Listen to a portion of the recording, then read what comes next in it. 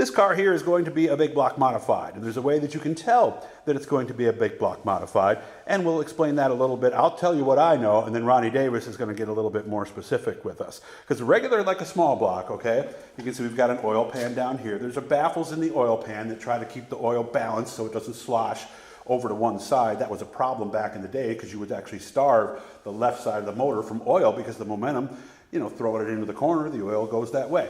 But the big blocks have a different system. They call it a dry sump. These are oil lines here that run down the side. You can see them right there. And there is the oil cooler. That's with the red on the bottom.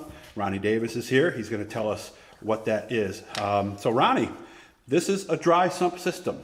So yeah, unlike the small block, like you said, it's not, your oil's not going to be sitting in your oil pan of the race car engine. It's going to be in this tank here.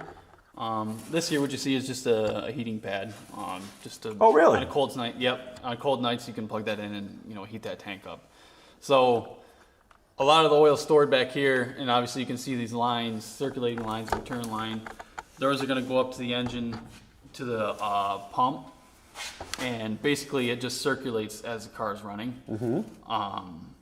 So if you were to change the oil in your big block car, there's actually a drain under here. A drain plug, you pull that. Just like an oil pan on your street car, right? And then all the oil is going to come out back here. The only difference is with these is, you'll see, like you said, a lot of guys will take a drill with a belt on the end of it, and they'll cycle that pump. So then when they do that, this oil is going to circulate through here and then come back out, and your residual is going to come out of this tank. Right. Same thing goes for when you're filling it. Oh, really? You'll fill this tank. Yep. You'll take your drill up front.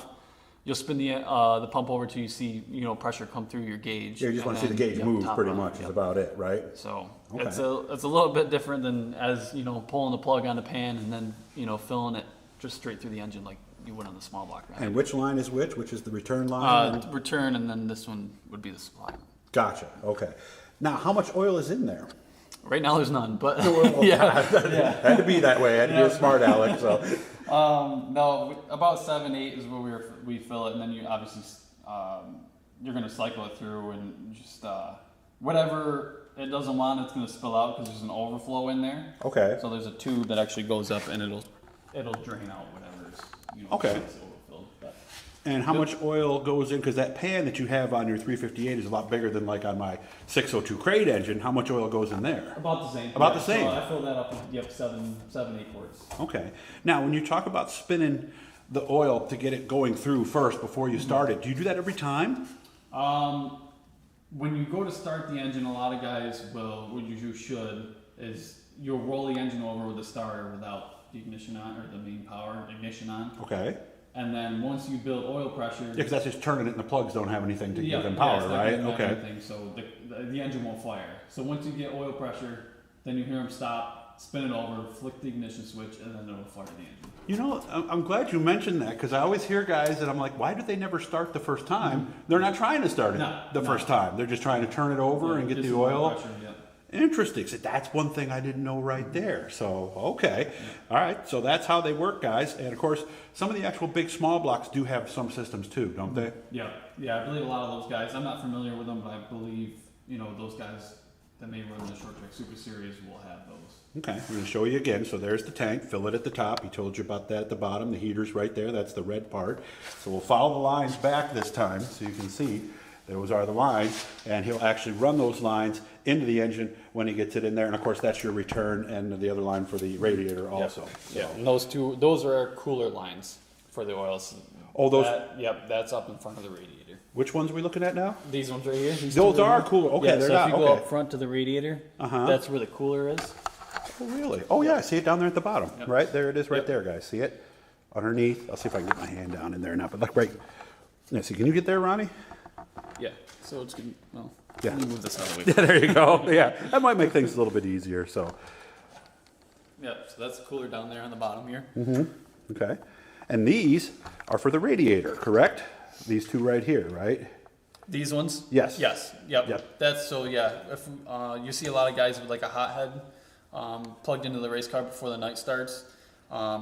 That's what they're plugging into, and that's circulating hot water through the system.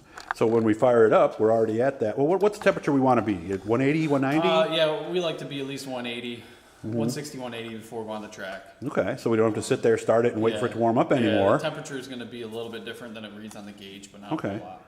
And the guys who have that piece they put in to keep the heat in, they're not doing that, or they wouldn't have to do that, right? We still do that. Funny story with my small block. That's for another time, but okay. Yeah. There is a lot of guys you'll see put a panel in front of that radiator, and right there, it'll slide right in there. It'll close that radiator off, and it'll heat the engine a lot faster than say these would. Oh, it will. Yeah, yeah.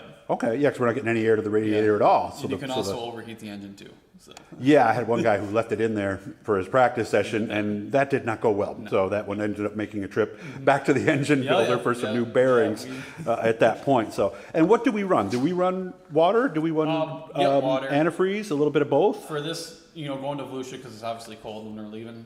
This one had antifreeze in it to get down there. Okay. But regular summer nights they got straight water in them. And you can put the cooling additive in there too to help a little bit. Okay.